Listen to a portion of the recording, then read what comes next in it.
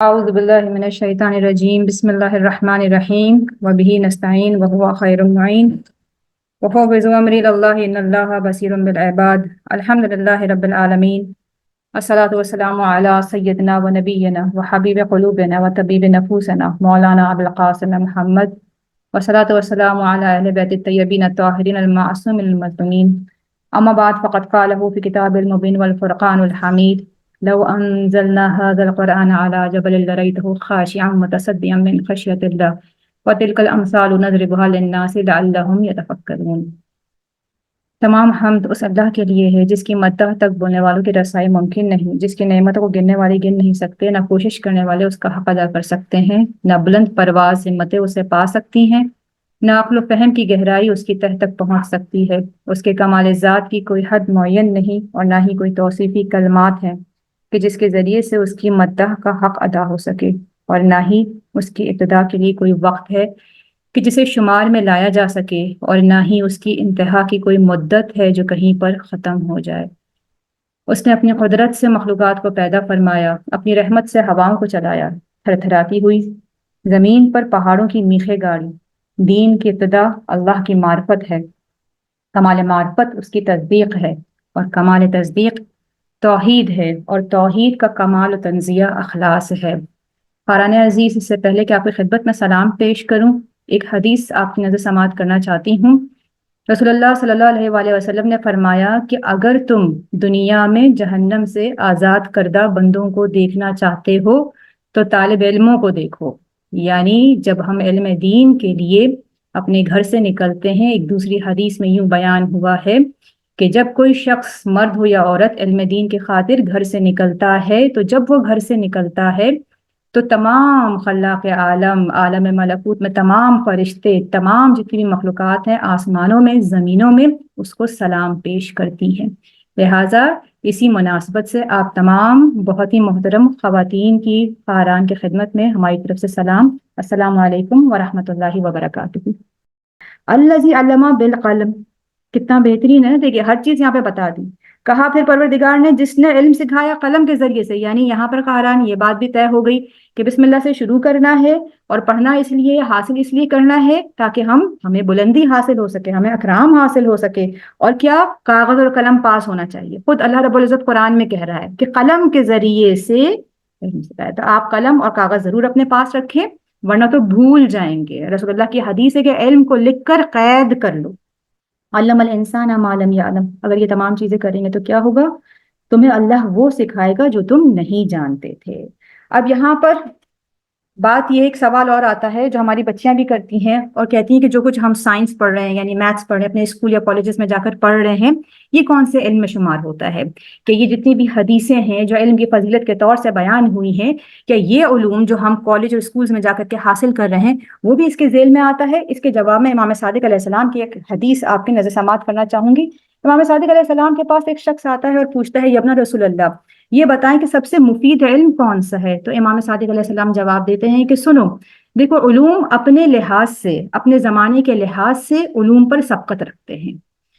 ہر زمانے میں کوئی نہ کوئی علم دوسرے علم پر سبقت رکھتا ہے اپنے زمانے کے حساب سے۔ تو مولا یہ کہہ رہے علوم اپنے زمانوں میں اپنے باقی دیگر علوم کی مناسبت سے ایک دوسرے پر سبقت رکھتے ہیں، لیکن ہر زمانے میں دو علوم ایسے ہیں جو تمام علوم پر سبقت رکھتے ہیں کیونکہ ان کا تعلق انسان سے ہے۔ ایک علم طب اور دوسرا علم دین۔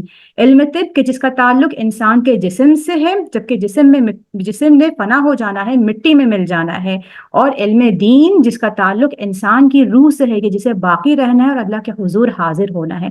لہٰذا اس مناسبت سے، کیونکہ علم طب بھی بہت معتبر ہے، اب میں آپ کو امام کی حدیث کو ایکسپلین کر رہی ہوں، ٹھیک ہے، اپنے لفظوں میں، تو امام یہ کہتے ہیں کہ اس مناسبت سے علم دین علم طب سے زیادہ بہتر ہے اور افضلیت رکھتا ہے۔ یعنی امام نے کہا کہ علم طب بھی، وہ بھی اپنی جگہ فضیلت رکھتا ہے، لیکن اس کا تعلق انسان کے جسم سے ہے، اور جسم نے تو فنا ہو جانا ہے لیکن روح نے باقی رہنا ہے، اللہ کے حضور حاضر ہونا ہے، تو جس چیز نے باقی رہنا ہے اس کی افضلیت زیادہ ہے۔ اور علم دین کا تعلق انسان کی روح سے ہے، جس طریقے سے علم طب یعنی کہ ڈاکٹرز، میڈیکل، یہ انسان کی جسم کی سالمیت کے لیے ہے، اسی طریقے سے علم دین انسان کی روح کی سالمیت کے لیے ہے۔ تو یہاں سے مولا کی اس حدیث سے ہم یہ اخذ کرتے ہیں کہ تمام علوم، جیسے کہ آیت اللہ شہید مرتضی مطہری یہ بیان کرتے ہیں جب ان سے کہا گیا علم کے بارے میں، کہا کہ وہ تمام علوم جو کہ قربت اللہ حاصل کیے جائیں اور انسان کی افادیت کے لیے ہو، بشریت کی افادیت کے لیے ہو، وہ علم دین ہے۔ کیونکہ کوئی بھی چیز اللہ کے قدرت سے باہر نہیں، یہ تمام جتنا بھی سب کچھ خدا نے بنایا ہے، یہ بحر و بر یا آسمان یا زمین، سب کچھ کی تمام خدا کی ملکیت ہے، یہ دنیا بھی خدا کی ملکیت ہے۔ اور جب ہم جنت و جہنم کا ذکر کرتے ہیں، اس عالم کا ذکر کرتے ہیں، تو وہ بھی اللہ کی ملکیت ہے، کوئی بھی چیز اللہ کے قدرت سے باہر نہیں ہے۔ لہٰذا اگر قربت اللہ کی نیت کی جا رہی ہے اور وہ علم انسان کی افادیت کے لیے ہے، تو وہ بھی علم دین ہی شمار کیا جائے گا، اس کا بھی ثواب حاصل ہوگا۔ لیکن مولا کی حدیث سے یہ بات ثابت ہو گئی کہ سب سے زیادہ فضیلت علم دین کی ہے، یعنی اللہ کی راہ میں اللہ کے دین کا علم حاصل کرنا۔ لہٰذا اب ہم اور آپ اس جلسے میں موجود ہیں، الحمدللہ اللہ نے بہت ہمیں توفیق دی، اور واقعی یہ خدا کی توفیق کے ذریعے سے ہی ہے کہ جب خدا کسی کو، یعنی خدا کی توفیق کسی کے شامل حال ہو رہی ہے، تو وہ شخص یا وہ خاتون علم دین حاصل کرتا ہے۔ اور علم دین کے لیے جو سب سے بڑا منبع و ماخذ ہے وہ کیا ہے؟ علم دین کے لیے سب سے بڑا منبع و ماخذ قرآن ہے، اللہ کی کتاب ہے، ہدایت ہے جو تمام انسانوں کے لیے، کہ پروردگار قرآن میں یہ فرماتا ہے شہر رمضان الذی انزل فیہ القرآن ھدی للناس وبینات من الھدی والفرقان۔ کیونکہ دیکھیے آج کل ہم اور آپ، اکثریت ہم میں سے کس چیز کی شکایت کرتی ہے؟ شکایت اس چیز کی ہے کہ سکون نہیں ہے، انسان سکون کی تلاش میں، ہمیں سکون کیوں نہیں مل پاتا؟ کوئی شخص بے چین کیوں ہوتا ہے؟ بے چینی کیوں ہوتی ہے؟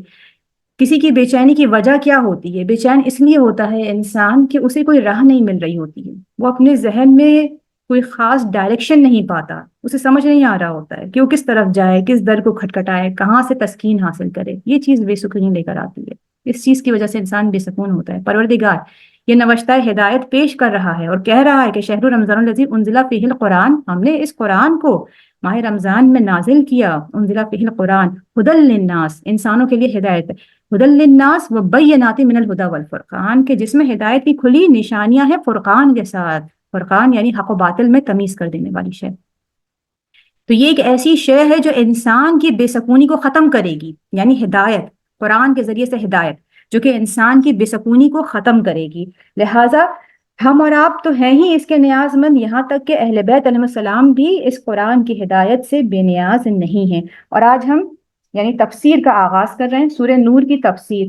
اور سورہ نور کی تفسیر کے آغاز سے پہلے دیکھیں، یہ کچھ مقدماتی گفتگو ہیں جو میں چاہتی ہوں، کیونکہ اگر آپ علم دین حاصل کرنے کے لیے یہاں پر اپنا وقت نکال کر کے آئی ہیں تو حق بنتا ہے کہ آپ کو پہنچایا جائے۔ تو یہ مقدماتی باتیں ہیں، انشاءاللہ اگلی والی کلاس میں ان تمام چیزوں کا اتنا زیادہ ذکر کرنے کی ضرورت نہیں پڑے گی، لیکن علوم قرآن کے حوالے سے، کیونکہ قرآن کے اوپر بات ہو رہی ہے، ہم جو سورہ نور پڑھ رہے ہیں یہ قرآن کا سورہ ہے، جو ہم تفسیر پڑھ رہے ہیں، دیکھیے ایک ہوتی تجوید، ایک قرأت ہوتی ہے، ایک حفظ ہوتا ہے، ٹھیک ہے؟ یہ کیا پڑھ رہے ہیں؟ تفسیر پڑھ رہے ہیں، لہٰذا آپ کو پتا ہونا چاہیے کہ تفسیر کیا چیز ہے، کسے کہتے ہیں تفسیر۔ تو یہ مقدماتی گفتگو ہے جو اس جلسے میں ہم بیان کریں گے، کیونکہ ہم تفسیر بیان کر رہے ہیں تو اس سے پہلے ہم تفسیر بیان کریں، یہ بات آپ کو معلوم ہونی چاہیے کہ تفسیر کیا ہے، تفسیر کسے کہا جاتا ہے۔ تفسیر، لفظ تفسیر فا سین اور را سے ہے، فسرا کے مادے سے ہے، جس کا مطلب کسی شے سے پردہ اٹھانے کے ہیں۔ یہ تو اس کا ہو گیا لغوی معنی، لیکن اس کا اصطلاحی معنی کیا ہے؟ اصطلاحی معنی یہ ہے کہ کسی یعنی مشکل الفاظ کے چہرے سے پردہ ہٹانا، مشکل الفاظ سے ابہام کو دور کرنا، آیات کے مشکل الفاظ سے ابہام کو دور کرنا، چاہے آیات محکمات ہوں یا آیات متشابہ۔ تو پروردگار جس طرح سے اس سورے کا آغاز کر رہا ہے، سورۃ انزلناہا، اس طرح سے کسی بھی سورے کا آغاز نہیں کیا گیا۔ تو کہتا ہے السورہ، آپ دیکھیں جتنے بھی السورہ یعنی یہ الف لام سے آغاز ہوتا ہے، اور جو ہماری نحو، علم نحو کے خاران ہیں ان کے سامنے پیش کر دوں کہ یہ سورۃ انزلناہا، یہ در حقیقت یہ خبر ہے، یہ خبر سے ہی شروع ہو رہا ہے، ٹھیک ہے؟ مبتدا خبر پڑھا تھا نا ہم نے، تو یہ خبر سے شروع ہو رہا ہے، اس کا مبتدا محذوف ہے، تو یہاں پہ اس کی ایک طرح سے ایک امپورٹنس بھی نظر آ رہی ہے۔ تو سورۃ خبر، اور انزلناہا و فرضناہا و انزلنا فیہا، یہ تمام اس کی صفت میں سے آ رہا ہے۔ تو یہاں پہ اس کی جو امپورٹنس ہے وہ اس سے ثابت ہو رہی ہے کہ یعنی خبر سے یہ جملہ شروع ہو رہا ہے کہ اللہ نے کوئی بھی سورہ اس طریقے سے نازل نہیں کیا کہ جس میں اس طرح سے آغاز کیا، اور سورۃ انزلناہا، اور پھر اس کے بعد تمام سورہ جو نازل ہوئے سب تمام اللہ رب العزت کی طرف سے، لیکن اس سورے کے لیے بطور خاص جب اس کی صفت بیان کر رہا ہے پروردگار تو کہہ رہا ہے انزلناہا، ہم نے اسے نازل کیا، وفرضناہا، ہم نے اسے فرض کیا، وانزلنا دوبارہ سے کہ ہم نے فیہا آیات بیناتی، ہم نے اتاری فیہا اس میں آیات بینات، آیات آپ جانتے ہیں آیات اور بینات واضح کھلی نشانیاں وہ کہتے ہیں، آیات بینات واضح اور کھلی نشانیاں ہم نے بیان کی، لعلکم تذکرون تاکہ تم سب نصیحت حاصل کرو۔ تو سب سے پہلے تو لفظ سورہ پہ آ جاتے ہیں کہ لفظ سورہ، سورۃ، لفظ سورہ کہاں سے نکلا ہے؟ جسے ہم قرآن کی جتنی بھی سورہ ہیں اس کو ہم کیوں سورہ کیوں کہا جاتا ہے؟ انگلش میں کیا کہا جاتا ہے؟ چیپٹرز۔ جب ہم جاتے ہیں گوگل پہ ہم سرچ کرتے چیپٹر لکھتے ہیں، لیکن کیا اس کا نام منتخب کیا گیا سورہ؟ دیکھیں سورہ سور بلد سے ہے، یعنی اس کا جو حروف اصلی ہے، جو یعنی جہاں سے یہ اخذ ہوا ہے وہ سور، یعنی سور بلد، بلد شہر کو کہتے ہیں، درست، اور سور بلند عمارت کو کہتے ہیں، شہر کے گرد بلند عمارت، اس سے یہ تعبیر کیا گیا، یعنی اس کے لغوی معنی تو کیا ہے؟ بلند عمارت، اور اس کو کس معنی میں استعمال کیا جانے لگا پھر؟ سور بلد، یعنی شہر کے گرد، یعنی جب ایک شہر کو حصار کیا جاتا تھا تو اس کے گرد بلند عمارتیں کھڑی کی جاتی تھی تاکہ دشمنوں کے شر سے بچے، وَإِلَّا اس کے علاوہ یہ کہ وہ دوسرے شہر سے اس کی باؤنڈریز الگ ہو جائیں۔ تو اسی طریقے سے قرآن کے جتنے بھی سورہ، اس کو سورہ اسی لیے کہا گیا کہ قرآن کے یعنی ایک سورہ میں ایک طرح کے مطالب ہیں، وہ موضوعات ہیں کہ جو ایک دوسرے سے مربوط ہیں، ان کا ایک دوسرے سے کنیکشن ہے، لہٰذا ان کو ایک حصار کی طرح باندھ دیا تو اس کو کیا کہا گیا؟ سورہ، کیونکہ سورہ بلد سے شہر کے گرد دیوار، تو یہاں سے یہ سورہ ہے۔ اب یہ تو ہو گیا لفظ سورہ کی تفسیر، سورۃ انزلناہا کہ ہم نے اس سورہ کو نازل کیا اور ہم نے اس کو فرض کیا۔ تو اب یہاں پہ یہ جو کہا جا رہا ہے کہ ہم نے اس کو فرض کیا، تو فرض یعنی محکم کے معنی میں ہے، یعنی ہم نے گویا اس کا حکم جاری کر دیا، اس میں فرض یعنی محکم کے معنی میں ہم نے اس کو فرض کیا۔ وَأَنزَلْنَا اور ہم نے اس کے اندر نازل کی آیات بینات کے، ہم نے روشن نشانیاں اس میں نازل کی، لعلکم تذکرون، تذکر یعنی کہ تاکہ تم نصیحت حاصل کرو، تذکر یعنی ذکر سے ہے، ذکر یعنی کسی چیز کو دہرانے، دہرانے کے معنی میں، یاداوری کے معنی میں ہے۔ گویا اللہ رب العزت شروع میں ہی یہ بتا دے رہا ہے، آغاز میں ہی، کہ اے انسان جو کچھ اب بیان کیا جانے والا ہے یہ تیری فطرت سے منافی نہیں ہے، یہ تیری فطرت کے مطابق ہے، یہ تیری فطرت میں موجود ہے، اور اس کو پھر بیان کرنے کے بعد یعنی فطرت کے اندر یہ چیز موجود ہے اور پروردگار اس کو یاد دہانی کروا رہا ہے، تذکر کر رہا ہے۔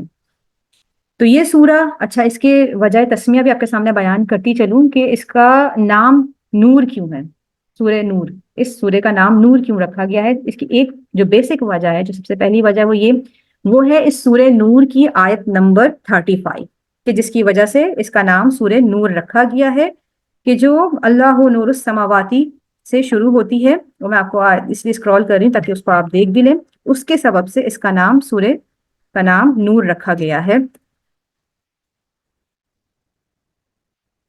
کہ پروردگار یہ کہہ رہا ہے سورہ اللہ، نور کا مطلب جی، ڈیفائن کر سکتی ہیں آپ؟ نور کا مطلب یعنی کہ روشنی ہے۔ اب یہاں پہ نور کا جو ایک سمپل معنی ہے وہ روشنی ہے، نور یعنی لائٹ، جس کا ہم انگلش میں بھی ترجمہ لائٹ کرتے ہیں، نور یعنی روشنی۔ اللہ نور السماواتی والارض، اللہ زمین اور آسمان کا نور ہے۔ اس آیت کی وجہ سے اللہ نور السماواتی والارض مثل نورہ کمشکاۃ فیہا مصباح، المصباح فی زجاجہ الزجاجۃ کأنہا، یہ میں آگے جب اس کی تفسیر کروں گی بہت ہی خوبصورت ہے، یہ جب ہی بتاؤں گی، ابھی نہیں، ابھی صرف یہ وجہ بتا رہی ہوں کہ یہ وجہ ہے اللہ نور السماواتی والارض۔ جب ہم نور کی بات کرتے ہیں تو اس کا اگر آپ دنیا میں آپ دیکھیں لائٹ، اس کا معنی لائٹ ہے، لیکن جو اس کے روحانی معنی ہے، جب ہم دیکھیں ہر چیز کا ایک ظاہر ہوتا ہے ایک باطن ہوتا ہے، قرآن کے لیے بھی حدیث میں موجود ہے کہ قرآن کے 7 ظاہر اور 7 باطن، اور کہیں پہ 70 کا بھی لفظ استعمال ہوا ہے۔ قرآن کا ظاہر، اب میں حدیث کے جملے بیان، قرآن کا ظاہر، مولا نے فرمایا کہ قرآن کا ظاہر خوبصورت ہے اور اس کا باطن عمیق ہے، یعنی ڈیپتھ رکھتا ہے۔ یہاں پر اسی طریقے سے لفظ نور کو اگر ہم دیکھیں دنیا میں روشنی، لائٹ، لیکن اگر ہم اس کے باطن میں جائیں تو لائٹ کیا؟ ہدایت۔ اللہ نور السماواتی والارض جو کہا جا رہا ہے، تو کیا اللہ کوئی روشنی ہے؟ کیا معنی ہے اس کے؟ کہ یعنی اگر خدا نہ ہوتا تو کیا ہی ہوتا، انسان اس کے آگے مبہوت ہے، اس کی عقل ہی کام نہیں کرتی ہے۔ ہدایت، نور یعنی ہدایت، درست، یہ اس کے باطنی معنی ہو گئے، تو اس سبب سے اس کا نام نور رکھا گیا۔ لیکن اس کے علاوہ آیت اللہ ناصر مکارم شرازی اور دیگر علماء اس کے بارے میں بیان کرتے ہیں کہ کیونکہ یہ سورہ خاص طور سے جس موضوع پر ہے وہ عفت و پاک دامنی ہے، وہ اپنے نفس کو بے راہ روی سے بچانا ہے، حرام کاموں سے بچانا ہے، عفت و پاک دامنی کو حاصل کرنا، عفت و پاک دامنی کے ذریعے سے اس سورہ نور کے حصار میں آ جانا ہے۔ اس لیے آپ یہ دیکھیں کہ سورہ نور یعنی نور والی یہ سورہ ہے، اور آغاز ہو رہا ہے کس طریقے سے، کہہ رہا ہے اللہ کہ ہم نے نازل کیا، ہم نے فرض کیا، ہم نے اس میں کھلی نشانیاں ہم نے دے دی تاکہ تمہارے تذکر کے لیے، تمہاری نصیحت کے لیے، تمہاری یاد آوری کے لیے۔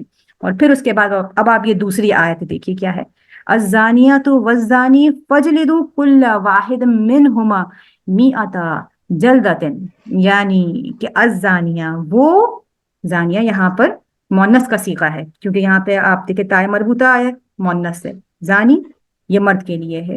الزانیۃ والزانی، چاہے ایڈلٹری جو زنا کرنے والیاں اور زنا کرنے والے، ان کے لیے کیا سزا ہے؟ ان کے لیے یہ سزا ہے کہ فجلدو، ان کو کوڑے مارے جائیں، کل واحد منہما، ان میں سے ہر ایک کو، ان دونوں میں سے ہر ایک کو کیا کیے جائیں؟ کوڑے مارے جائیں۔ کتنا؟ میتا جلدتن، یعنی کتنے کوڑے مارے جائیں؟ 100 کوڑے مارے جائیں۔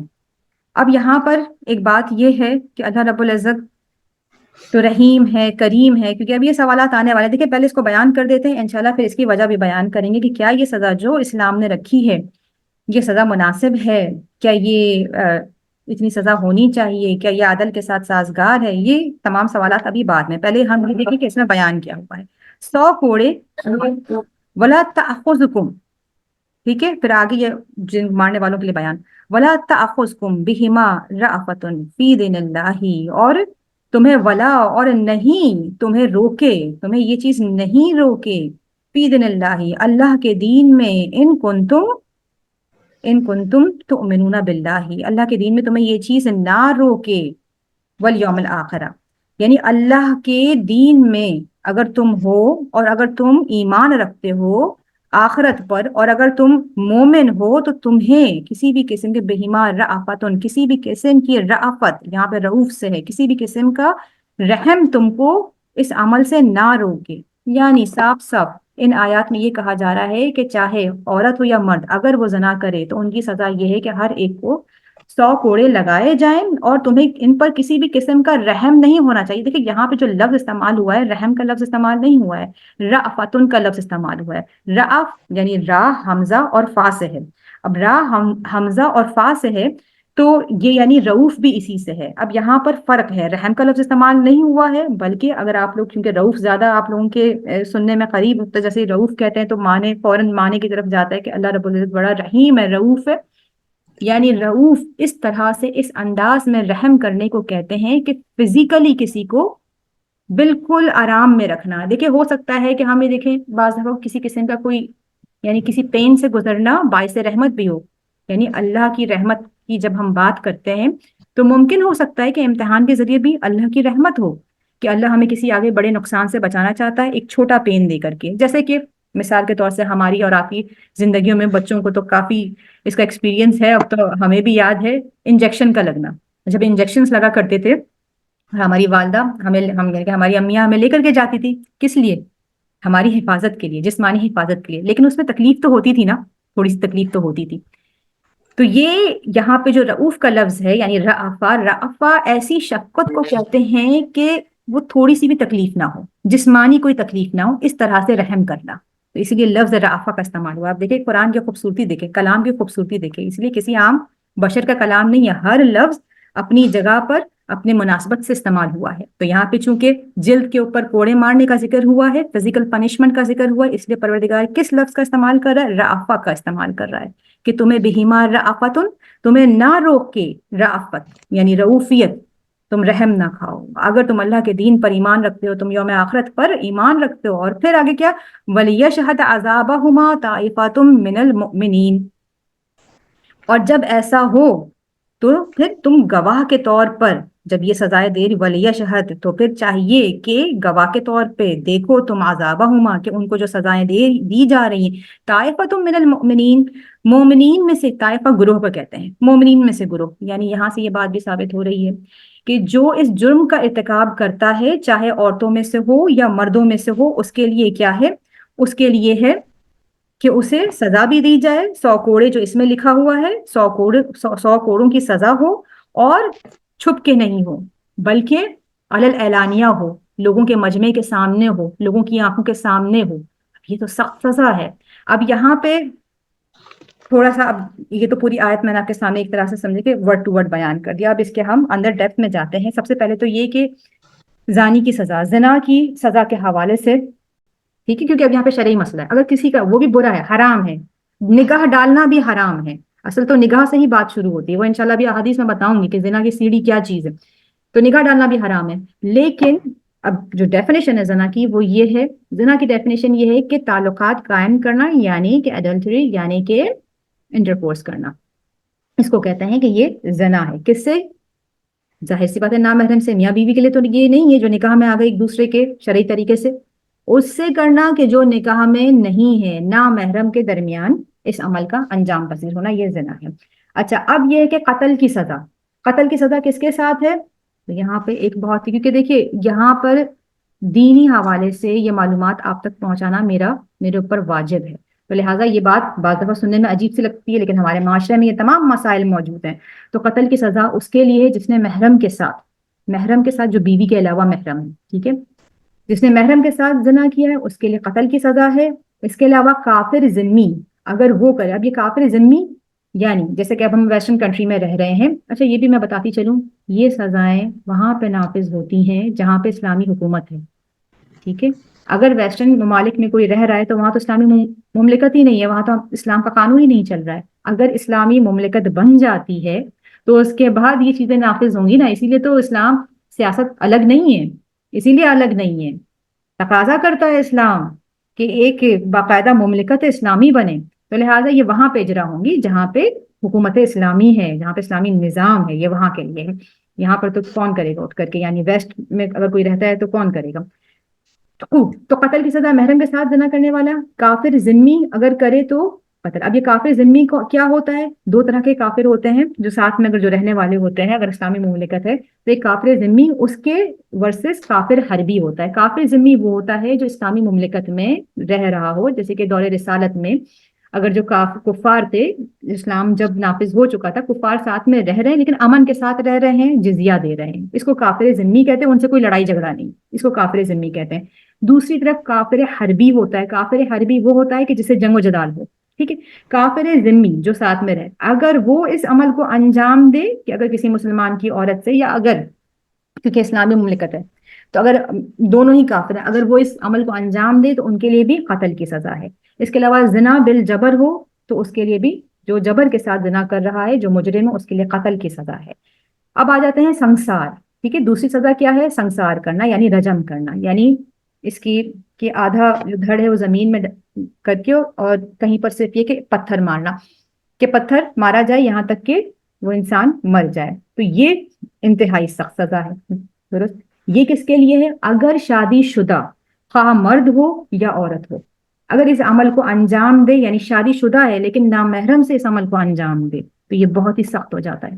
یعنی ایک چیز کی ایک طرح سے فیسلٹی موجود ہے، ایک چیز اللہ کی طرف سے حلال موجود ہے، لیکن حلال کے ہوتے ہوئے بھی اگر انسان حرام کی طرف جائے، خواہ مرد ہو یا عورت، اس میں کوئی فرق نہیں ہے۔ یہ بات الگ ہے کہ یہاں پہ الزانیہ عورت کا ذکر پہلے آیا ہے، ٹھیک ہے، وہ ابھی میں آپ کو بتاؤں گی، لیکن یہاں پہ دونوں کا ذکر ہے، چاہے مرد ہو، کوئی تخفیف نہیں ہے، کیونکہ ہمارا معاشرہ بہت ہی عجیب معاشرہ ہے۔ قرآن تو ہے لیکن بس قرآن کی نہیں سنتے ہیں، قارون کی سنتے ہیں، عجیب معاشرہ ہے۔ تو اللہ پر تو ایمان رکھتے ہیں لیکن اللہ کی سنتے نہیں ہیں، تو ہمارا معاشرہ کچھ رولز بنائے ہوئے ہیں، مردوں کے لیے الگ ہے، خواتین کے لیے الگ نگاہ سے ہے، ہرگز نہیں۔ قرآن اصل ضابطۂ حیات ہے، خالق وہ پروردگار ہے، اس نے حکم نافذ کیا، خواہ مرد ہو یا عورت، اگر نامحرم کے ساتھ شادی شدہ ہوتے ہوئے اس عمل کو انجام دے تو کیا ہے؟ سنسار کی سزا ہے۔ اسی طریقے سے اس میں 2-3 چیزیں مگر شرائط پائے جاتی ہیں. شرائط یہ ہے کہ اس صورتحال میں اگر مرد یا عورت دونوں کے لیے، سنسار کی سزا سخت سزا ہے، دونوں میں سے کوئی بھی اگر یا عورت ہو یا مرد ہو، اگر اپنے زوج سے یعنی عورت اپنے شوہر سے اور شوہر اپنی بیوی سے کئی عرصے تک دور ہے. اب عورت کے لیے تو 4 مہینے کا ہے نا کہ مرد کم سے کم 4 مہینے میں ضرور اس سے ہم بستری کرے. تو یہ یعنی کہ اللہ رب العزت نے اور شریعت نے یہ بالکل اس کو یہاں پہ ایک کراس وہ لگا دیا ہے کہ یہاں اس سے کم نہیں ہے، یعنی اس سے کم پر نہیں عورت کے لیے کہ یہ ضرور 4 مہینے میں ایک دفعہ، تو یہ لمٹ ہے کم سے کم. تو اب یہاں پر یہ ہے کہ اگر کسی مرد کے پاس اس کی عورت ہی ہو ہی نہ، اور اگر عورت کے پاس اس کا مرد ہی نہ ہو، کیونکہ ہم اس طرح کے کیسز سنتے ہیں کہ شادی ہوئی باہر ملک میں کسی ویسٹرن کنٹری میں، مثلا امریکہ میں یا انگلینڈ میں ہے شوہر، بس شادی ہو گئی، اب بلا ہی نہیں پا رہا ہے، 10 سال گزر گئے. یہ بھی تو ایک سچویشن ہے، ظلم ہے، یہ بہت بڑا ظلم ہے. تو یہ بھی درست نہیں، دونوں پر ظلم ہے. اب ایسی صورت میں یہ ہے تو شادی شدہ، لیکن اگر وہاں پر مرد اور یہاں پر عورت اس فعل کو انجام دے تو اب شادی شدہ ہوتے ہوئے بھی یہ سزا عائد نہیں ہوگی. ہاں مگر کوڑوں کی سزا عائد ہوئی 100 کوڑے. اور یہ جو 100 کوڑے والی سزا ہے یہ کن کے لیے؟ یہ غیر شادی شدہ کے لیے ہے. وہ مرد یا عورت یا وہ لڑکا یا لڑکی جو کہ غیر شادی شدہ ہیں اور اس عمل کو انجام دے، کیونکہ شادی شدہ نہیں تھے، اس عمل کو انجام دے تو سنسار کی سزا نہیں ہے مگر یہ کہ 100 کوڑوں کی سزا ہے. پھر ایک اور بھی شک آپ لوگوں کو بیان کرتی چلوں کہ سنسار کے حوالے سے اگر عمر رسیدہ شادی شدہ مرد یا عورت اس عمل کو انجام دے نامحرم کے ساتھ، عمر رسیدہ، ہاں عورت ہو یا مرد ہو اور عمر رسیدہ ہے، اس عمل کو انجام دے نامحرم کے ساتھ، اپنے شوہر یا اپنی زوجہ کے علاوہ کسی اور کے ساتھ، تب کیا ہے؟ تب اس کی سزا ڈبل ہو جاتی ہے. تب پہلے کوڑے بھی مارے جائیں گے 100 اور اس کے بعد سنسار بھی کیا جائے گا. کیوں ہے اس کی سزا ڈبل؟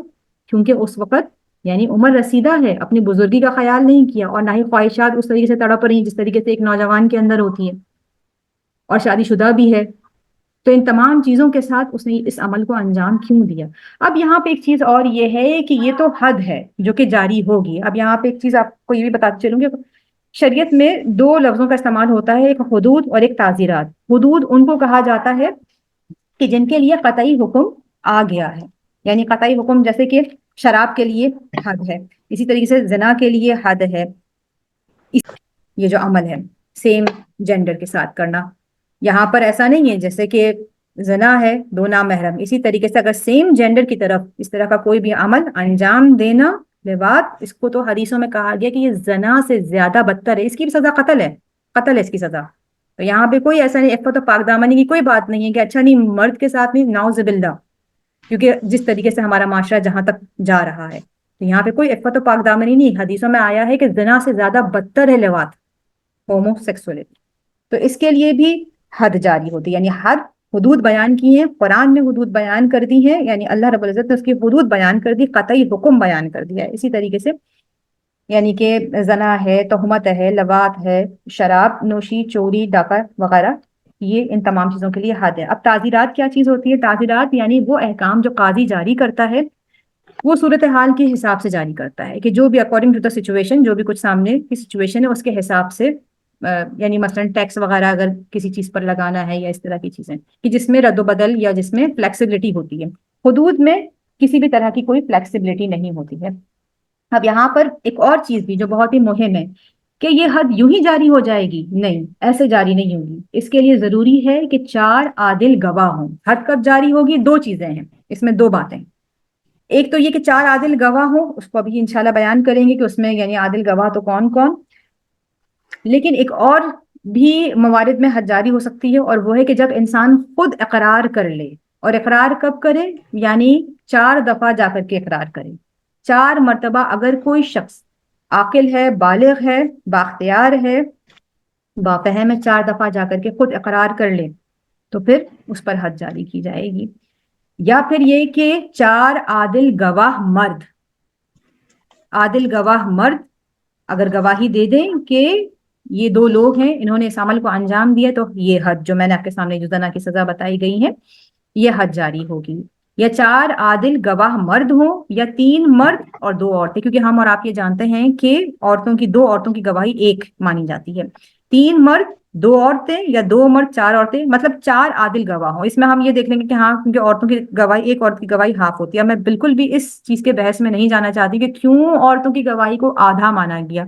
یقین جانے اللہ رب العزت تو بہت رحیم و کریم ہے، اس نے تو ایک یعنی 2 عورتوں کی گواہی کو ایک کے برابر رکھا ہے۔ اگر آپ مجھ سے پوچھیں تو عورتیں کتنی زیادہ ریومرز پھیلاتی ہیں، 10 عورتیں بھی اگر ایک بات کہیں تو اس پہ بھی بعض دفعہ یقین نہیں کرنا چاہیے۔ تو عورتوں کی کچھ خصلت ہی ایسے ہی ہوتی ہے بہت زیادہ، یعنی کہ ریومرز پھیلانا یا اس طرح کی بات کرنا، لیکن در حقیقت یہ وجہ نہیں ہے، تو میں نے خود سے بیان کر دی یہ وجہ نہیں ہے۔ عورتوں کی گواہی، اب دیکھیں جب بات آئی ہے تو بیان ہی کرتی چلوں، عورتوں کی 2 عورت کی گواہی ایک گواہ کے برابر ہے، کیونکہ عورت اپنے جذبات سے سوچتی ہے، وہ اپنی عقل سے زیادہ جذبات سے مغلوب ہوتی ہے، اور بہت دفعہ وہ ایسی سچویشن میں ہوتی ہے، جیسے کہ جب پیریڈس وغیرہ آتے ہیں تو ہم جانتے ہیں کہ ایک چڑچڑا پن سا ہوتا ہے، ایک عجیب سی کیفیت ہوتی ہے۔ بعض دفعہ وہ ایسی سچویشنز میں ہوتی ہے یا حمل سے گزر رہی ہوتی ہے کہ اس کے اندر بہت زیادہ ہارمونل چینجز آتے ہیں، عورتوں میں ہارمونل چینجز بہت زیادہ آتے ہیں، تو وہ اپنا جو مینٹل اسٹیٹ ہے وہ نسبتاً مردوں کے حساسیت بہت زیادہ رکھتی ہے، اور یہ حساسیت ہونا برا نہیں ہے، ایک بہتر معاشرے کی تشکیل کے لیے، خاندانی نظام کے لیے یہ رکھا گیا ہے عورت میں، یہ کوئی کمزوری نہیں ہے، بس ہر ایک کا اپنا اپنا کام ہے۔ بہرحال 4 عادل گواہ مرد ہو یا پھر یہ کہ 3 مرد 2 عورتیں، اس کے حوالے سے گواہ شواہد۔ اب یہاں پہ ایک بات یہ ہے کہ 4 عادل مرد گواہ ایسے کیسے، یعنی اس کا پھر ہونا کتنا ممکن ہے کہ یہ 4 عادل گواہ، اگر 4 وہ لوگ کیسے عادل ہیں کہ وہ اس کو دیکھ پا رہے ہیں اس منظر کو، تو یہ چیز اس حد کا جاری ہونا بھی، اگر آپ دیکھا جائے کہ جتنے بھی اس کے جو رولز ہیں، جو بھی اس کی شرائط ہیں، اس کا اجرا ہونا ہی بہت ایک طرح سے مشکل لگ رہا ہے کہ 4 عادل گواہ بھی موجود ہو جائیں گے۔ تو ان کے بارے میں سمجھ میں آ رہا ہے کہ جو علل اعلانیہ کرتے ہیں، مثلاً جو اسی کام کے لیے مشہور ہیں، تو اگر معاشرے میں اس طرح سے بے حیائی پھیلا رہے ہیں تو ان کے لیے اللہ رب العزت نے اس کا سخت حکم دیا ہے، یعنی وہ خود دوسرے سے اپنے اس جرم کو، اپنی اس کراہیت کو، اس عمل کو نہیں چھپا رہے ہیں، تو پھر اب ان کے لیے رعایت نہیں ہے۔ اچھا، اب جو پہلا موارد میں نے آپ کے سامنے بیان کیا تھا، خود اقرار کر لے، مثلا 4 دفعہ جا کر کے مولا علی علیہ السلام کے حوالے سے بھی مولا متقیان کا ایک قصہ ہے کہ مولا کا ایک چاہنے والا تھا، اب اس سے یہ گناہ ہو گیا، مولا کی خدمت میں آیا روتا ہوا اور اقرار کیا، مولا نے اپنا چہرہ اس سے پھیر لیا، پھر دوبارہ آیا، یہاں تک کہ 4 دفعہ آیا۔ جب تیسری دفعہ آیا تھا تو مولا کا چہرہ متغیر ہو گیا تھا، لیکن جب چوتھی دفعہ بھی آیا تو مولا کو اس پر حد جاری کرنی پڑی، اور مولا اس کے لیے روئے بھی تھے، اور مولا نے کہا کہ جب اس شخص نے 4 مرتبہ اقرار کیا تو میں نے اس کے اوپر حد جاری کی، اگر یہ اپنے اور اللہ کے درمیان توبہ کر لیتا تو یہ حد جاری کرنے سے بہتر تھا، یہ مولا نے فرمایا۔ یعنی دین اسلام اس چیز کو پسند نہیں کرتا ہے کہ کوئی جائے اس کام کو انجام دے، اس کا راز تھا، وہ جائے اور جا کر کے بتائے، اس سے بہتر اگر وہ ندامت رکھتا ہے تو اللہ کے حضور سچی توبہ کر لے، وہ پروردگار بہت بخشنے والا ہے، معاف کرنے والا ہے۔ کیوں نہیں پروردگار، یعنی کیوں نہیں چاہتا، یعنی دین اسلام کیوں اس کی مذمت کرتا ہے؟ کیونکہ دیکھیں گناہ کے تشہیر سے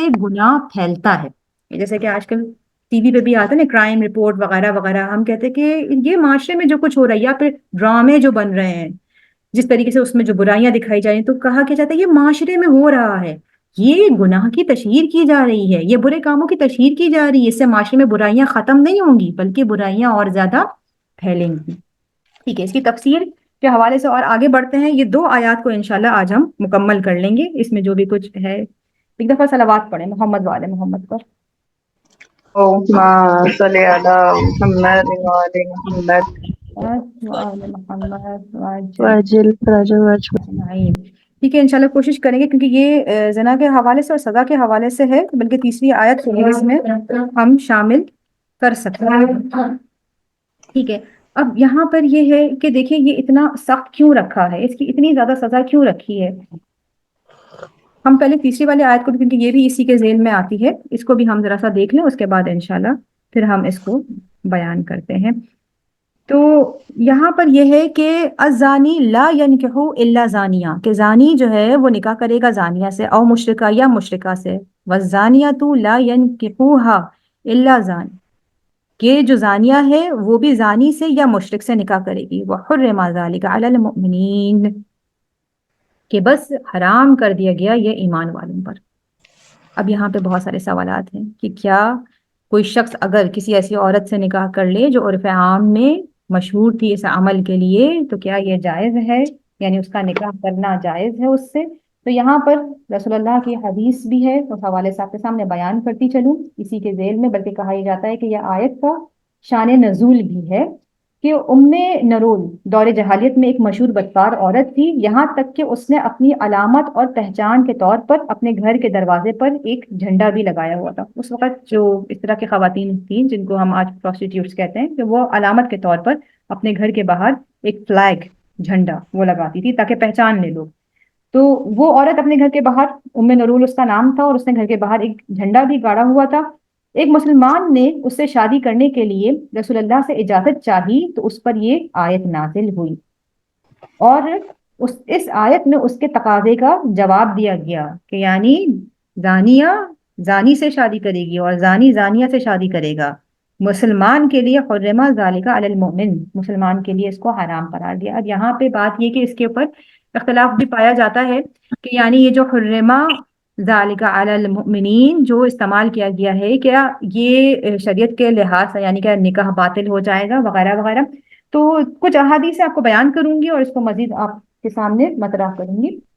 اسی حوالے سے امام باقر علیہ السلام کی اور امام صادق علیہ السلام کی بھی حدیث ہے کہ مولا یہ فرماتے ہیں کہ یہ آیت ان مردوں اور عورتوں کے بارے میں ہے جو رسول اللہ کے زمانے میں زنا سے آلودہ ہوا کرتے تھے۔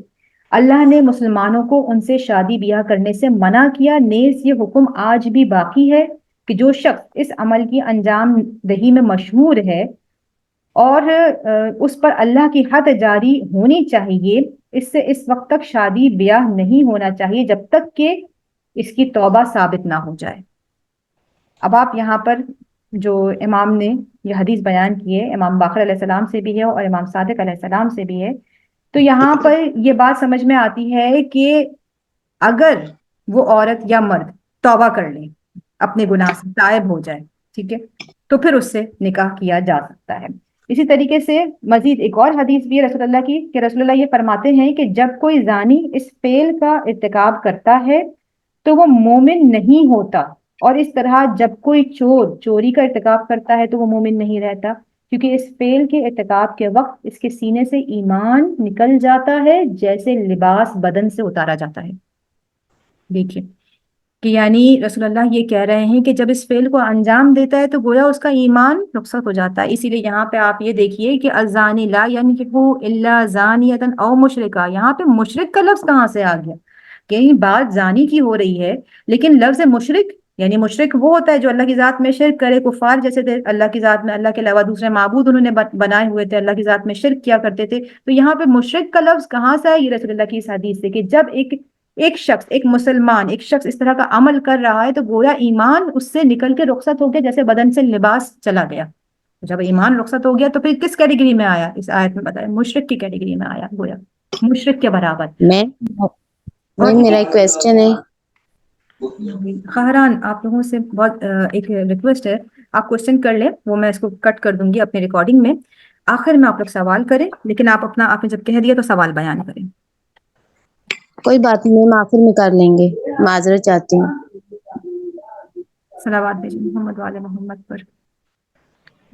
اللہم صلی علی محمد محمد وآل محمد وجل بلندر صلوات۔ اللهم صل على محمد وعلى محمد وجل فرجم واجمعین۔ جزاک اللہ۔ اچھا، تو اب یہاں پر یہ ہے کہ رسول اللہ کی اس حدیث سے کیا بات ثابت ہوئی؟ یعنی بات یہ ثابت ہوئی کہ جب کوئی اس عمل کو انجام دے گا تو گویا اس کا ایمان اس طریقے سے رخصت ہو گیا ہے، اور جب ایمان رخصت ہو جائے گا تو پھر وہ کیا ٹھہرا؟ اس کو کہا، قرآن یہ کہہ رہا ہے کہ گویا وہ مشرکوں کی فہرست میں چلا گیا ہے۔ اس لیے آپ دیکھیں سورہ فرقان کی آیت نمبر 68 میں کہ پروردگار نے بیان کیے، اس میں اللہ رب العزت نے کہ گناہ بیان کیے ہیں، کون کون سے گناہ ایک ایک کر کے کہ جو جہنم واصل ہونے کے وجہ بنتے ہیں، اس میں سے شرک ہے، اس کے بعد قتل کو بیان کیا، اس کے بعد زنا کا ذکر کیا ہے۔ یعنی اگر ہم اس کو نمبر 1 2 3 کاؤنٹنگ کریں کہ یہ کس لیول، ایک تو گناہ کبیرہ ہے زنا، لیکن کس لیول پر؟ شرک، قتل اور پھر زنا، تیسرے لیول کے اوپر ہے، یعنی بڑے گناہ میں سے ہے۔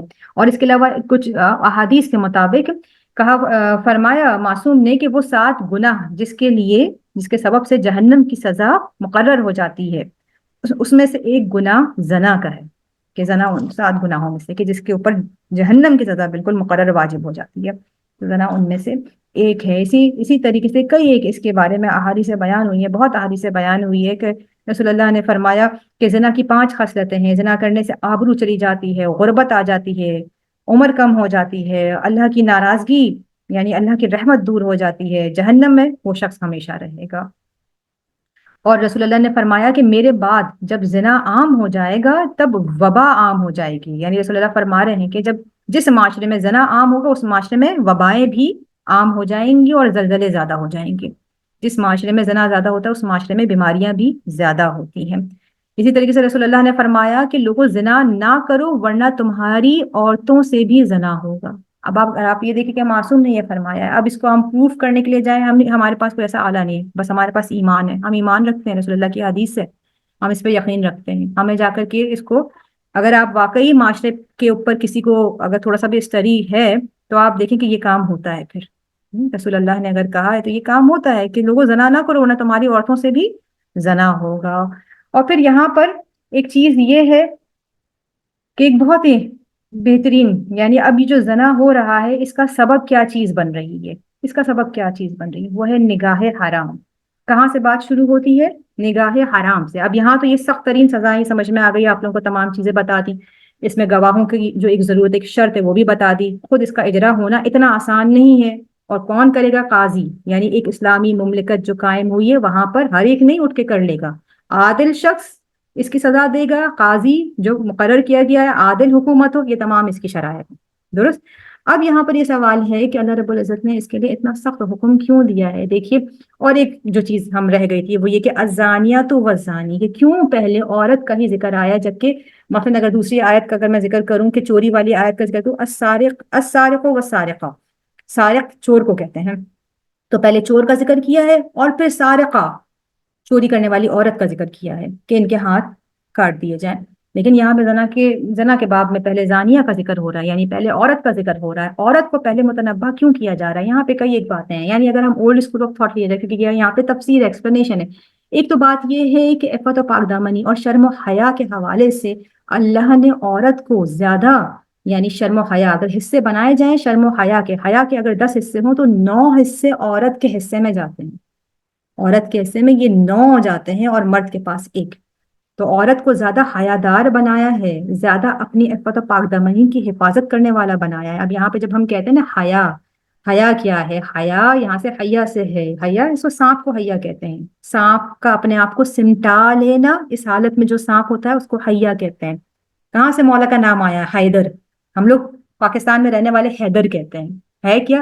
حیدر، حیدر، ٹھیک ہے، حیدر، حیا یعنی سانپ، اور کس حالت میں سانپ؟ جو لپٹا ہوا ہوتا ہے، بالکل رول ہوا ہوا، اس حالت میں جب سانپ ہوتا ہے اس کو حیا، حیا درہ پھاڑنے کو، چیرنے کو کہتے ہیں، ٹھیک ہے۔ مولا متقیان یہ جب ان کا واقعہ مشہور ہے کہ اس وقت عرب میں جو ایک رسم تھی، جوہلا کی رسم تھی کہ بچے کو جو ہے وہ سانپ کے آگے رکھ دے، اژدہے کے آگے رکھ دیتے تھے کہ اگر وہ اس کو ڈس لے یا اس کو مار دے تو گویا وہ حلال زادہ نہیں ہے۔ تو مولا کے سامنے جب وہ سانپ کو رکھا گیا، مولا نے اس کے 2 ٹکڑے کر دیے، تو وہاں سے حیدر، ٹھیک ہے۔ تو حیا کو سمجھانا چاہ رہی تھی۔ صلوات پڑھیں ایک دفعہ مولا کی شان میں۔ اللهم صل على محمد وعلى محمد محمد وعجل فرجهم أجمعين۔ نہیں، تو حیا یعنی حیا سے سمٹا لو اپنے آپ کو سمیٹ لو۔ صرف اتنا نہیں ہے کہ جب ہم کہیں حیا تو حیا کا تعلق یعنی لباس سے تو ہے ہی، لیکن ہر برائی سے اپنے آپ کو روک لو، اپنے آپ کو سمٹا لو۔ آپ لوگوں نے سنا ہوگا کئی دفعہ، ہو سکتا ہے کہ جب حضرت آدم علیہ السلام کے پاس اللہ رب العزت کی طرف سے 3 چیزیں آئیں کہ حیا، ایمان اور عقل، اور کہا کہ ان میں سے ایک کو منتخب کرو، تو حضرت آدم علیہ السلام نے عقل کو منتخب کیا۔ تو پھر اس کے بعد جناب جبریل نے کہا کہ ٹھیک ہے، اب حیا اور ایمان میرے ساتھ واپس چلے، تو ایمان نے کہا کہ میں وہاں رہوں گا جہاں پر عقل ہے، پھر حیا نے کہا کہ میں وہاں رہوں گی جہاں پر ایمان ہے۔ گویا حیا اور ایمان، حیا جہاں پر نہیں وہاں پر ایمان بھی نہیں، اس لیے تو آپ نے دیکھی حدیث ابھی آپ کے سامنے میں نے پڑھی تھی، گویا جس نے بے حیائی کی اس عمل کو انجام دیا، حیا کا دامن چھوڑ دیا، گویا ایمان، لباس بدن سے جیسے لباس جدا ہوتا ہے، ایمان اس سے جدا ہو گیا، درست۔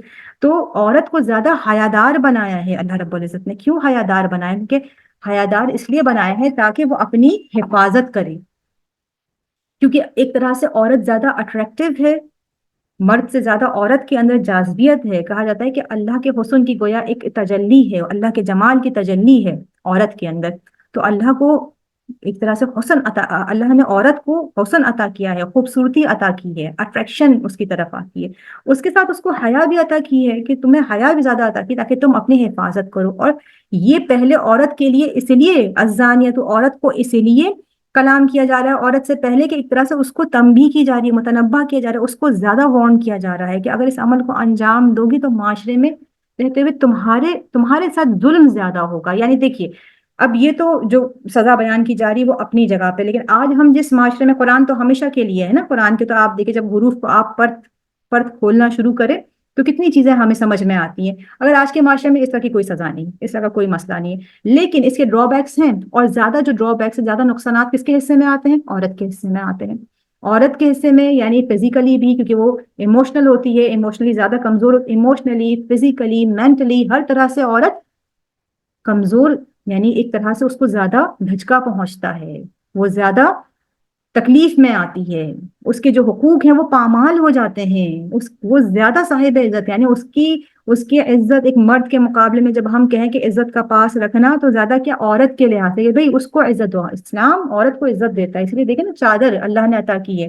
جب ہمارے ہاں کوئی صاحب امامہ ہوتا ہے، کوئی عالم دین بنتا ہے تو اس کو پھر ابا قبا امامہ رکھا جاتا ہے. لیکن آپ دیکھیں کہ عورتوں کے لیے تو اللہ رب العزت نے یعنی کوئی علم حاصل کرنے کی ضرورت نہیں، کسی دانش گاہ سے جا کے پڑھنے کی ضرورت نہیں ہے، لیکن اللہ نے ان کو یہ آبا دے دی ہے. اوپر دوش پہ ڈال لو، چادر ڈال لو اپنے اوپر، یہ حیا عفت کا لباس، یہ بلندی کا لباس پہنو، عزت.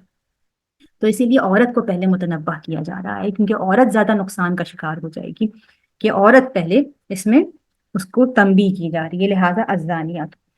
تو اب یہاں پر یہ ہے کہ کیونکہ دیکھیے اس کے جو اثرات ہیں کہ جب یہ عمل عام ہو جاتا ہے تو بہت بڑا ظلم ہوتا ہے. کیا ہوتا ہے؟ قتل ہوتا ہے. کہ جب یہ عمل کسی سوسائٹی میں عام ہو جاتا ہے تو کیا ہوتا ہے؟ ابارشن زیادہ ہوتے ہیں. ٹھیک ہے، ابارشن زیادہ ہوتا ہے. ابارشن کیا ہے؟ ابارشن قتل ہے، یعنی ایک جاندار، ایک انسان جو کہ بن چکا ہے انسان، اور پھر اس کو قتل کر دینا، یہ قتل ہے. تو یہ قتل ہے، اور پھر اس کے بعد اس کا حساب ہوگا. تو اللہ رب العزت نہیں چاہتا کہ یہ قتل عام ہو جائے. دوسرا یہ کہ اگر ناجائز اولاد جو پیدا ہو بھی جاتی ہے، اگر وہ پیدا ہو بھی جاتی ہے تو اس کا کیا مقام ہے معاشرے میں؟ یعنی اس کا کوئی قصور نہیں ہے، لیکن کیا ہوگا؟ اس کے والد یعنی اس کے پاس باپ کا نام نہیں ہوگا، اس کے پاس وہ اسٹیٹس جو کہ اس کا پیدائشی حق تھا وہ نہیں ہوگا، معاشرے میں اس کے ساتھ کس طریقے کا امتیازی سلوک ہوگا، اور وہ تمام چیزیں جس سے وہ گزرے گا یا گزرے گی جو کہ اس میں اس کا قصور نہیں تھا. لہٰذا بہت ہی زیادہ یعنی اس کے جو نتائج ہیں وہ اتنے سنگین ہیں. لہٰذا اس کو روکنے کے لیے، معاشرے میں اس فساد کو روکنے کے لیے اللہ رب العزت نے اتنی سخت سزا اس کی رکھی، کیونکہ وہ پروردگار اپنے بندوں سے محبت کرتا ہے. معاشرے میں بے وفائی نہ ہو، نہ شوہر اپنی زوجہ سے بے وفائی کرے، نہ زوجہ اپنے شوہر سے بے وفائی کرے، نہ عہد کو پامال کرے، نہ معاشرے کو پامال کرے، اور نہ ہی کوئی انسان جو اس دنیا میں ابھی آیا بھی نہیں ہے اس کے لیے ایسا ماحول تیار ہو جائے کہ گویا اس کے جو پیدائشی حقوق ہیں، جو انسانی حقوق ہیں، وہ تک پامال ہو جائے، یا پھر یہ کہ پیدا ہونے سے پہلے ہی اسے مار ڈالا جائے. لہٰذا اتنی سخت سزا اس کے لیے رکھی ہے. مگر ایک چیز جو بس اب میں آخر میں گفتگو تمام کرنا چاہتی ہوں، مگر ایک چیز کہ کیوں ہوتا ہے یہ عمل؟ رسول اللہ نے فرمایا کہ جہاں شادی مشکل ہو جائے وہاں زنا عام ہو جاتا ہے. اب دیکھیے رسول اللہ نے فرمایا کہ جہاں شادی مشکل ہو جائے وہاں زنا عام ہو جاتا ہے. اسی طریقے سے قرآن کی آیت ہے کہ قرآن میں پروردگار یہ کہتا ہے کہ تم اپنے غلاموں کی بھی شادی کر دو. یعنی کہا پروردگار سورہ نور کی ہی آیت نمبر 32 میں ہے کہ وَأَنكِحُوا الْأَيَامَ مِنكُمْ وَالصَّالِحِينَ مِنْ عِبَادِكُمْ وَإِمَائِكُمْ إِن يَكُونُوا فُقَرَاءَ يُغْنِهِمُ اللَّهُ مِنْ فَضْلِهِ وَاللَّهُ وَاسِعٌ عَلِيمٌ. یعنی اور نکاح کر دو اپنوں میں سے ان کا، یعنی جو لوگ نکاح نہیں ہوئے ہوئے ہیں، جو غیر شادی شدہ ہیں، ان کا نکاح کر دو، اور اپنے غلاموں کا بھی، اپنی کنیزوں کا بھی، یہاں تک کہ اگر وہ فقیر ہوں گے تو اللہ انہیں غنی کر دے گا اپنے فضل کے ذریعے سے، اور اللہ بڑا وسعت والا ہے اور علم والا ہے. یعنی اس آیت میں آپ یہ دیکھیں کہ اللہ رب العزت شادی کے لیے قرآن میں، ایک میں نے آپ کو حدیث سنا دی کہ رسول اللہ نے کہا کہ جہاں شادی مشکل ہو جائے وہاں زنا عام ہو جائے گا. پھر پروردگار قرآن میں کتنا زیادہ اس کے اوپر ایمفیسائز کر رہا ہے نکاح کرنے کو. کہہ رہا ہے کہ اگر تمہارے پاس جو غلام اور لونڈیاں ہیں، یعنی غلام اور لونڈی جن کے سب سے کم حقوق ایک عام انسان کے مقابلے میں ہوا کرتے تھے. پروردگاری کہہ رہا ہے اگر وہ بھی ہیں جن کو کم ترین سمجھا جاتا ہے ان کا بھی نکاح کر دو, ان کو بھی اگنور نہیں کرو, تو پھر اولاد کے لیے کتنا زیادہ کہ اپنی اولادوں کی بھی شادیاں جلدی کرو. احادیث میں متواتر موجود ہے. اب دیکھیے کہ کیوں ہوتا ہے یہ کام. جس طریقے سے انسان کو بھوک لگتی ہے, یہ اللہ رب العزت کی طرف سے, یہ جتنے بھی احساسات ہیں انسان نے خود تو اپنے اندر ایجاد نہیں کیے ہیں, اللہ کی طرف سے ہے. یہ تمام کس لیے ہے, یعنی بھوک کا لگنا کس لیے ہے؟ شہوت ہے. اس کو شہوت کے معنی میں کہا جاتا ہے. بھوک بھی شہوت ہے, نیند بھی شہوت ہے. شہوت کا جو معنی ہمارے یہاں عرف عام میں ہے, جس کو ہم صرف ایک اسی چیز کے لیے کہ جس کو اس طرح کے حرام کام کی آرزو, اس کو کہتے ہیں شہوت ہے نا. شہوت کا یہ معنی نہیں ہے. علمی حوالے سے شہوت کا معنی یہ ہے کہ وہ ہر خواہش جو انسان اپنے سروائیول کے لیے رکھتا ہے, وہ تمام وہ حیوانی خواہشات کہ جو انسان اپنے سروائیول کے لیے رکھتا ہے. اس میں کھانا ہے, پینا ہے, اس کا جو ہے وہ سونا ہے, اٹھنا جاگنا, یا تولید نسل کرنا, یا اس عمل کی طرف اس کی خواہش رکھنا. تو یہ چیز تو نیچرل ہے. جس طریقے سے بھوک ہے, کھانے کی بھوک کو انسان نے خود ایجاد کیا ہے, نہیں اللہ کی طرف سے. کیوں؟ تاکہ انسان کا سروائیول ہو. بھوک لگے گی تو انسان کھانا کھائے گا. بس جس چیز کی خواہش کو اللہ نے انسان کے باطن میں رکھا ہے, خارج میں اس کا اہتمام رکھا ہے. اگر انسان کے باطن میں انسان کے اندر بھوک کو رکھا ہے تو باہر غذا کو رکھا ہے. اسی طریقے سے انسان کے اندر پیاس لگتی ہے نا, باہر پانی موجود ہے. اسی طریقے سے شادی کی خواہش جیسے ہی ایک لڑکا یا لڑکی عالم بلوغت میں قدم رکھتے ہیں, بالغ ہو جاتے ہیں, تو خود بخود اللہ کی طرف سے یہ احساسات پیدا ہوتے ہیں, یہ خواہشات پیدا ہوتی ہیں. تو اس کے لیے انتظام رکھا ہے پروردگار نے کہ اس کو نکاح کر دو جائز طریقے سے. اور یہ کس کی ذمہ داری ہے؟ والدین کی ذمہ داری ہے. لیکن اب افسوس کے ساتھ ہمارے معاشرے میں اگر کوئی ماں یہ چاہے گی کہ ہاں میں اپنے بیٹے کا جلدی نکاح کر دوں, اس کی شادی کر دوں, تو فوراً سے اچھا کیا عمر ہے؟ محض 18 سال 19 سال. اچھا اب تو دیکھیں وہ پڑھے گا, جب یہ بنے گا, جب وہ ہوگا. دین کیا کہہ رہا ہے؟ اسی طریقے سے لڑکی کے معاملے میں بھی, یہ تو میں لڑکے کی بات کر رہی ہوں, لڑکی کے لیے 18 سال لوگ سن کر کے بے ہوش ہونے لگ جاتے ہیں کہ 18 سال میں شادی ہو گئی. یعنی ہم اگر دیکھا جائے تو دین نے, آپ جناب سیدہ کی کس عمر میں رسول اللہ نے شادی کر دی تھی مولائے کائنات سے؟ تو دین کیا کہہ رہا ہے؟ لیکن ہمارے اپنے اصول اپنی جگہ پہ اٹل ہیں اپنی جگہ پہ. لیکن پروردگار کیا حکم دے رہا ہے؟ اپنی غلاموں کی بھی نکاح کر دو. تو یہ ماں باپ کی ذمہ داری ہے کہ وہ جس طریقے سے اولاد کی تعلیم و تربیت کا خیال رکھتے ہیں, ان کی غذا کا خیال رکھتے ہیں, تو تمام معاشرہ جب اس روش پہ چلے گا تو ایک بہتر نتائج سامنے آئیں گے. تو کوشش کریں کہ اولادوں کی شادیوں میں جلدی کریں تاکہ اس عمل سے محفوظ رہیں اور اپنے ایمان کو بھی محفوظ رکھ سکیں. یہاں پر اپنے اس درس کو تمام کرتی ہوں بس ایک چھوٹی سی حکایت کے ساتھ. چھوٹی سی حکایت یہ ہے کہ یہ تو بات ہوگا کہ جو اس عمل کو انجام دے گا اس کی سزا کیا ہے, لیکن جو اس سے محفوظ رہے گا اس کو کیا ملتا ہے. ایک نوجوان کا قصہ ہے. وہ نوجوان یعنی اس طرح سے تھا کہ رہزن تھا, لوگوں کو لوٹ لیا کرتا تھا. تو اسی طریقے سے ایک دفعہ وہ کسی ایک ایسی جگہ پر موجود تھا, ایک جزیرہ نما مثلاً وہاں پر موجود تھا, اور بہرحال کچھ ہوا کہ وہاں پر کوئی شپ تھا یا کوئی کشتی تھی, وہ ڈوبی. اس میں سے ایک عورت جو کہ زندہ سلامت باقی رہی. اب ہوا یہ کہ اس جزیرے پہ یا اس جگہ پر صرف اور صرف محض وہ عورت تھی, خوبصورت تھی, اور وہ شخص تھا, نوجوان تھا. اب تنہائی بھی ہے, اور دیکھیں کہ یہاں پر یہ چیز, اس چیز کا بھی خیال رکھنا ہے کہ اگر اس عمل سے بچنا چاہتے ہیں, نگاہ حرام نہیں, نامحرم سے گفتگو نہیں, اور اسی طریقے سے نامحرم کے ساتھ خلوت نہیں. اس کو چھوڑ دے, وہ بھائی جیسا ہے, وہ چچا جیسا, نہ. رسول اللہ نے اس کا عہد لیا تھا جب فتح ہوئی تھی نا دن اسلام, فتح مکہ کے موقع پر, جب وہ جو ہم بہت زیادہ مشہور ہے کہ رسول اللہ کا آخری خطبہ, خطبۃ الجمعۃ الوداع کا خطبہ, تو اس موقع پر رسول اللہ نے عہد بھی لیا تھا مسلمان عورتوں سے کہ تم تمام مسلمان عورتیں اور مرد عہد کرو کہ کبھی بھی تنہائی میں اکٹھا نہ ہوگے دو نامحرم. تو نامحرم کہیں جانا ہے یہاں وہاں, مطلب فلاں آپ وہاں پہ ہمیں ڈراپ کر دیں, یا کوئی کہہ بھی دے کہ ہاں جاؤ, مثلاً کہ گھر میں اگر آپ دیکھیں جو نامحرم ہوتے ہیں, بعض دفعہ بہنوں ہی ہے یا دیور ہے یا جیٹ وغیرہ, نامحرم نہیں جانا ہے اکیلے, مطلب ایک ساتھ ایک جگہ پر نامحرم اکٹھا نہیں ہوں گے. یہ منع ہے, ممنوع ہے, تاکہ اس کری عمل سے محفوظ رکھا جا سکے. ممنوع ہے, نگاہ حرام نہیں, بات گفتگو بلا وجہ کی نامحرم سے نہیں کرنا. یہ تمام چیزیں سیڑھی بنتی ہیں, درست ہے.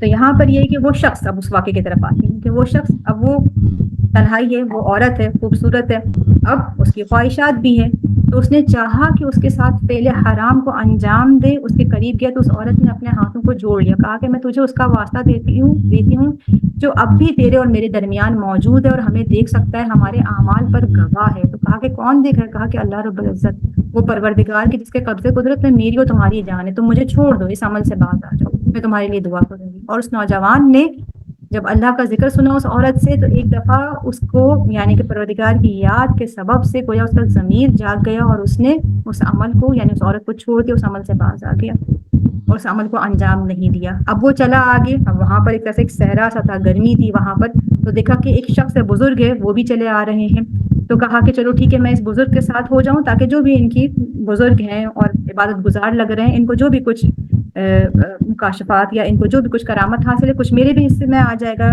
کہ میں ان کے ساتھ اگر ہم سفر ہوں گا تو کچھ میں بھی ان سے مستفید ہوں گا۔ لہٰذا اس بزرگوار کے ساتھ چلنے لگے۔ تو اس بزرگ نے کہا کہ ٹھیک ہے، اب یعنی کہ کیونکہ وہ صحرا میں تھے، کہا کہ ٹھیک ہے اب ہم دعا کرتے ہیں کہ ہمیں رستہ مل جائے، اور اس قدر شدید گرمی ہے تو کہا کہ ٹھیک ہے بارش کے لیے دعا کرتے ہیں اس طرح سے۔ تو دونوں نے بہرحال دعا کی اور پھر اس کے بعد دونوں کہا کہ اچھا ٹھیک ہے میرا رستہ یہ ہے، اچھا ٹھیک ہے اس نے نوجوان نے کہا کہ میرا رستہ یہ ہے۔ تو دیکھا اس بزرگ نے کہ اچانک بادل آئے، لیکن بادل جو آئے وہ ہمراہ کس کے ساتھ ہوئے؟ اس نوجوان کے ساتھ ہوئے۔ وہ بزرگ دیکھ رہے تھے، وہ مسکرائے، پھر اس نوجوان کے پیچھے گئے، کہا کہ اے نوجوان دیکھ یہ بادل آئے ہیں، تو کہا کہ ہاں بزرگوار آپ کی دعا کے سبب سے آئے۔ کہا کہ نہیں یہ میرے سبب سے نہیں ہے، کیونکہ میں جب تم سے جدا ہوا تو میں نے دیکھا کہ وہ بادل تو تمہارے سر پہ تھا، یہ کس سبب سے ہے؟ کیا عمل تم نے انجام دیا کہ تم مستجاب الدعوات قرار پائے؟ تو اس نوجوان نے کہا کہ اور تو کچھ نہیں، بس میں اس عمل سے رک گیا۔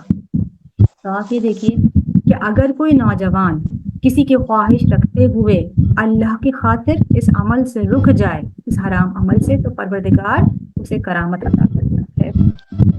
پروردگار سے دعا گو ہے کہ پروردگار ہمارے تمام جتنے بھی صغیر و کبیرہ گناہ ہیں پروردگار ان کو بخش دے، اور وہ تمام گناہ جو بلاؤں کو نازل کرتے ہیں، جو دعاؤں کو قبولیت تک پہنچنے سے روک دیتے ہیں، پروردگار ان تمام گناہوں کو بخش دے، ہماری رافت کے ساتھ اضافہ کرے، زیادہ سے زیادہ قرآن پر عمل کرنے کی، اس کو سمجھنے کی توفیق عنایت فرمائے، اور آپ تمام کی جو بھی جائز حاجات ہوں ان کو مستجاب فرمائے، آپ کے تمام جتنے بھی لواحقین ہیں ان کے بھی جو بھی مسلم مسائل یا مشکلات ہیں مولا مشکل کشا کے وسیلے سے، امام اعظم علیہ السلام کے وسیلے سے آپ کی تمام مشکلات کو دور فرمائے۔ وصلی اللہ علی محمد وعلی آلہ